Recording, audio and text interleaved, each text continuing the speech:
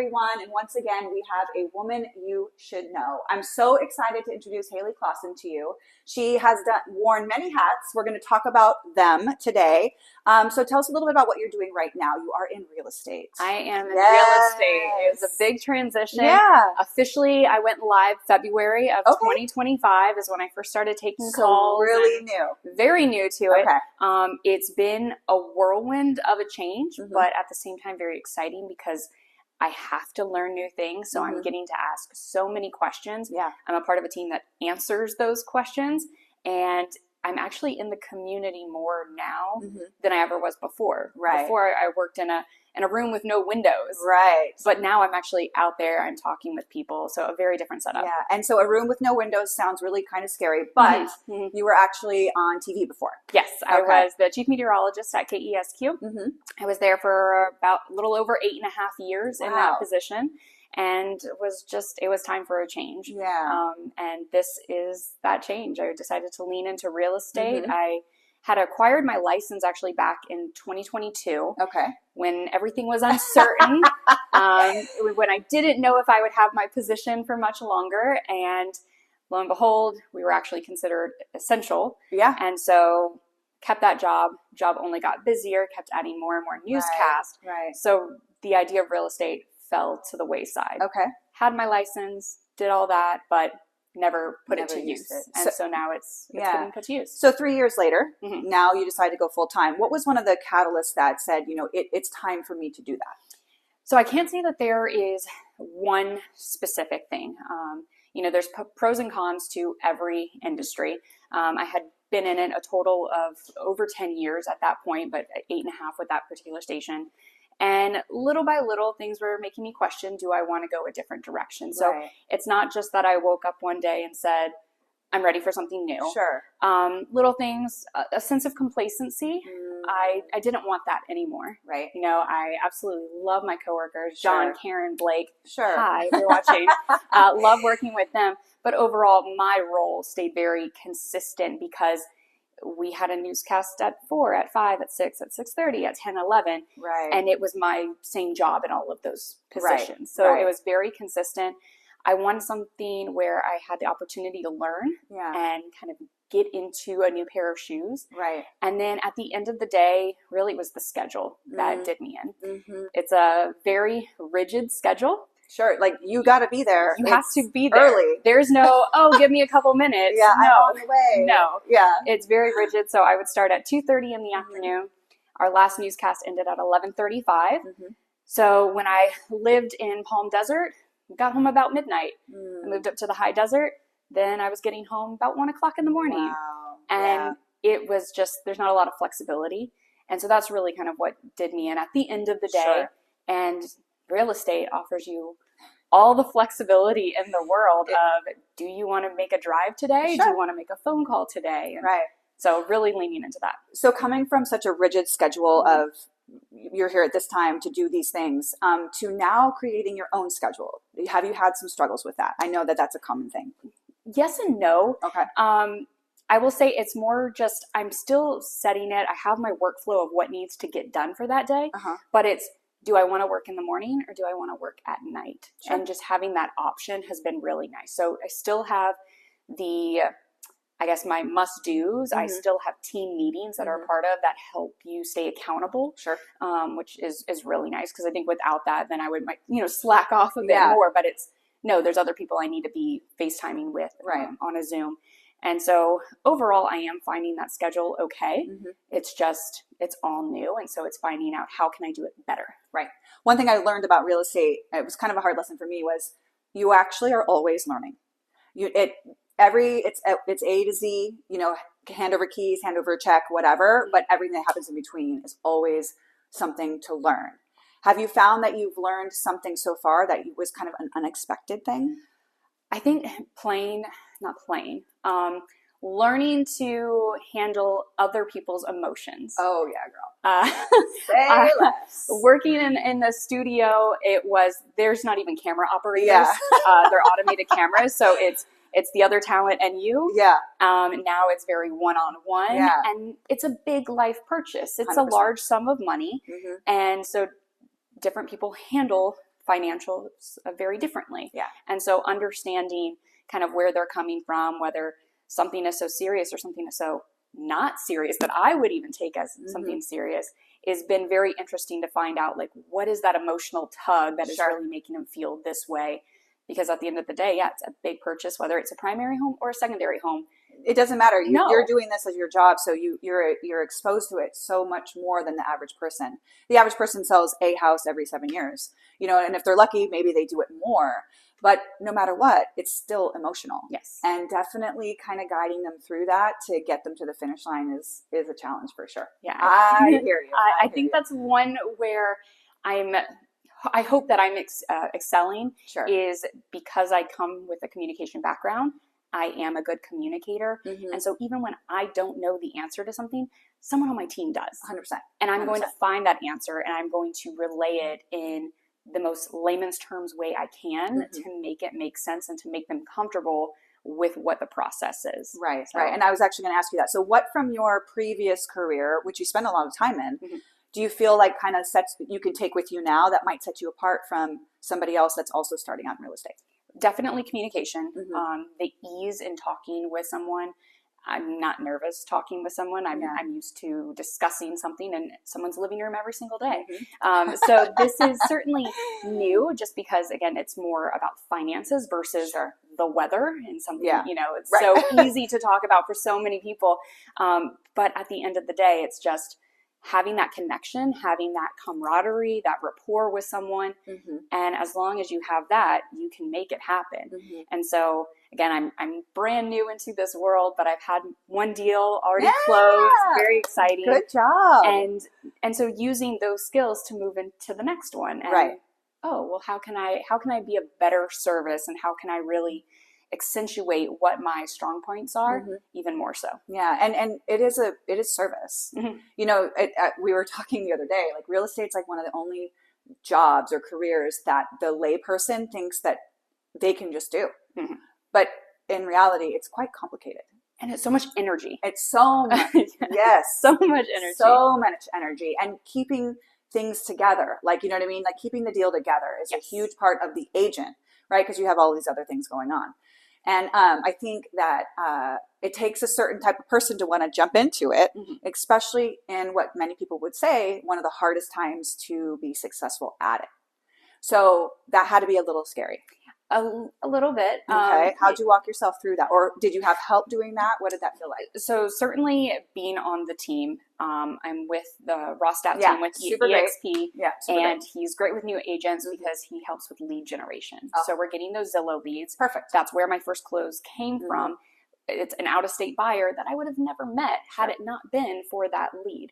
And so certainly having a team to lead on in that direction is kind of everything, because otherwise I would just be kind of floating through like do. I hope where somebody, do I find this deal? I hope somebody calls me. No, nobody's going to call me right off the bat because they don't know me for real estate.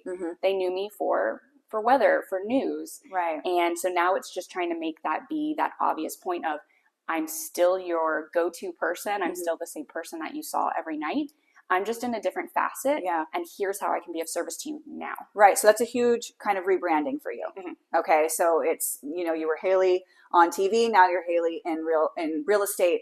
What are some of the things you're doing to try to make people see that this is like your new path? I think social media is step one, because that's how I was able to connect with so many people before. Because I was on TV, it's not that I was face-to-face with a lot of people unless I was out, doing a live event somewhere. Even then, it's very short-lived of a moment that you get to share with someone. Very fast. And so it's just, they know me. I don't really get a chance to know them. Now with social media, there's more of a two-way street because you can have an opportunity to message with somebody, to really engage a little bit more. So I'm trying to lean into the social media of, instead of posting what the forecast is, leaning into what do you need to know as a first-time home buyer? What do you need to know about the market right now? What do you need to know about living in Palm Springs versus living in the high desert? And just little things like that where I'm still providing some type of education for them, still providing some type of knowledge and being that source of knowledge for them, even though it is in a new role. Right. I'm still exist in the same platform, in the same space, just with new knowledge. New knowledge. That's Mhm. perfect. That's perfect. So February was like 2 months ago. It's going pretty quick. It's going pretty quick. It was like the longest January that ever January, Yes. and now we might as well just be in September. I honestly, I'm like, is it not June What? already? Like, I don't Totally, get it. totally. So now we're kind of rolling into the hotter months and Mhm. everything like that. They say that the business is the business regardless of the weather. Mhm. Do you have any plans to kind of make sure you get out there a little bit more, or just are super active in the community? Like, where could people go find you if they wanted to reach out? Like, what does that look like for you? Well, this past season, it's certainly been at a Firebirds game. Are you super into that? We had season good. tickets. Not renewing Yeah. this next year just Yeah. because of the drive time. Sure. But yeah, at many of the Firebirds games. So Yeah. I'm still in the valley. Yeah. I'm still out and about. Mhm. Even if it's at Costco or whatever, Sure. you're going to run into me Yeah. somewhere. But yeah, still being present in the desert. But again, social media. It's like It's the one thing, because it doesn't matter what your schedule is. I used to work nights. Right. Now I work, well, anytime in the day. right. But I'm still accessible via social media, Yeah. regardless of what your schedule is as well. So we Exactly. can always find the time to mesh and I guess connect that way. Yeah. And are you from the Valley originally? I'm not. I'm from the Okay. East Coast. Ah. Went Florida, Mississippi. I was working in Texas prior Mhm. to coming out here. Yeah. Thought I would be here on a quick 3-year contract and then move back east because that's where all my family is. Yeah. Here I am almost 10 years later. So And do you love it? I absolutely love it. Yeah. The mountains do something to you. 100. Coming from Florida and it's just flat. Yeah. I miss the water. I do the warm water, I should say. Sure. Because I don't like cold water. No, I don't know. the extra seaweed, like I don't know, the kelp, but it just the mountains and also the location, the accessibility to so many, whether LA, San Diego, Phoenix, Vegas, going up to the Sierra, like you can do whatever you want within a day's drive. It's a special spot. And then now you're up in the high desert. I am. So whereabouts? Landers area. Okay. So what took you there? Space. Okay. Space. So I was in Palm Desert. Absolutely love Palm Desert for the central location within the valley. Mhm. However, I was never, I don't want to say never, I'm not in a position to own acreage in the Coachella Valley. Sure. But the high desert is a completely different beast, and it makes that possible. And so we wanted some space. We got a couple acres. That's amazing. And we're able to spread out a little more. Yeah. That's a whole different lifestyle. Yes. It's very, I don't know, like growing up, we had like 5 acres of land, and to be able to sort of run wild on your land is a really special thing. And you do have to go outside of the city to get it, but it is special. And it's an easy drive. I mean, you take Highway 62. Yeah. So I think the most cumbersome part of it at all is when Indian is closed because of blowing sand and dust. But it's still an easy drive regardless. It's right up the hill. And I honestly would not change it at this point. I still love coming to the Coachella Valley, but I like having my escape, higher elevation, a little bit cooler as well. Not a little bit, a lot cooler, and certainly appreciating that. Yeah, and Yucca Valley, Joshua Tree, there's so many really cool things going on there. It's always a lot of fun. Always, So let's bring it back to anything that you might be able to tell somebody who's thinking about making a pretty major change. Like you mentioned, you were comfortable, complacency. You know what you're getting paid every day. And now I do miss that. Right? The consistent paycheck was nice. And now you're in a job where until there are times you will go without a paycheck, and managing that differently. That's really scary for people. So how would you walk them through that? I think at the end of the day, it's really what is the driving force for you to seek out something new? Because if it's just an annoyance, again, there's pros and cons in every single industry. So it's not to say that you leave where you are and the grass is going to be greener elsewhere, because it's likely not. It's just going to have its own set of challenges that are different from what you came from. So I was certainly nervous and scared because I had been doing this for 10 years and that's what I went to school for. I was just, what am I going to really do? What if I don't succeed with something that I had been successful with? Right. But at the end of the day, here I am in my 30s and was like, let me do a career change. And so I think it's never too late to make that change, especially when it's something that's been sitting on your mind. Don't make any rash decision to make a big financial change like that. However, if it's something that you really want to lean into, that it keeps, speaking to you, just go for it. Because at the end of the day, if I really wanted to, I could go back in TV. Sure. You could always go back. I can always go back. I can move elsewhere to other markets. I can go to other television stations. But at the end of the day, I know what I would be stepping back into, and it's going to be that same rigid schedule that eventually was the final line for me. And so it's, do I want that rigidness back in my life? And at this point, I don't. Right. And it's so important for people to know, like, it's never too late. It really is never too late. Like, you're in your 30s, you could have a different career in your 40s. Maybe I will. And maybe you will. Maybe I will. And if you never change, then you would always wonder how it could have been different. And real estate is one of those things where it is as big as you want it to be. Like 100%. You know, you can sell as many houses as you want to, make as much money as you want to, however you want that to look. And I think it's a really unique career that way, because there are not a lot of careers where you get to decide like how big it is. Right. It's more about the time that you invest into it is what you're going to get out of it. So I do like that, because if there was ever another position I wanted to morph into, it's not to say that real estate would have to go away forever. Right. It would just take a smaller role in my life versus right now it's all of it. Yeah. Very cool. So do you have a goal for your first year? How many sales? Oh gosh. Okay. So I did write down my resolution Say initially, it out to the world. Say and it was 4. Good. It was 4. Nice. It was 3 to work with 3 buyers and 1 listing. Okay. Just to step my foot into it, being unsure of what the market was going to do, the desert being a more unique market because it is a lot of people's second homes. And so I have had 1 buyer close, and I currently have 1 active listing. Oh, that's great. So where's the listing? It's in Palm Springs, right next to Desert Regional Medical Center. Okay. So it's a 2-bedroom, 2-bath. Come Right. Yeah, come on, let's go. What's the price point? How big is it? It's $379. Oh, It's wow. it's literally next door to the hospital. So I think it would be great for a healthcare worker because on-call shifts would be fantastic for it. Very good. And did you get that from a Zillow lead as well? I did not. I actually got that from my sphere. My husband works at Desert Regional, and so it's one of his coworkers. That's exciting. Yeah. See, so just so you may know already, but I think something like 73% of agents nationwide sold 2 or less homes last year. Interesting. So you're like already. Okay. Well, I have to sell this listing, and then I can be average, and then I can work on being above average. Yes. That's exactly right. That's exactly right. Well, very good. Anything you'd like to share that maybe we didn't touch on? I think that's been my life, has just been weather news. Yeah. And now it's really leaning into being comfortable in the desert, getting to branch out and have this more relaxed feel of a lifestyle while leaning into a new career that's teaching me something and being with a team that is educational to me. Right. All new stuff, which is super exciting. Do you feel like when you made that decision, everything felt lighter? No. Heavier?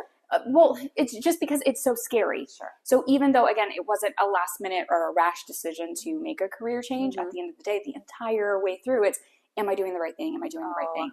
100%. Am I doing the right thing? Right. And even to this point, because you don't know when that next paycheck is coming in, even though you're working your pipeline, at the end of the day, they can back out last minute.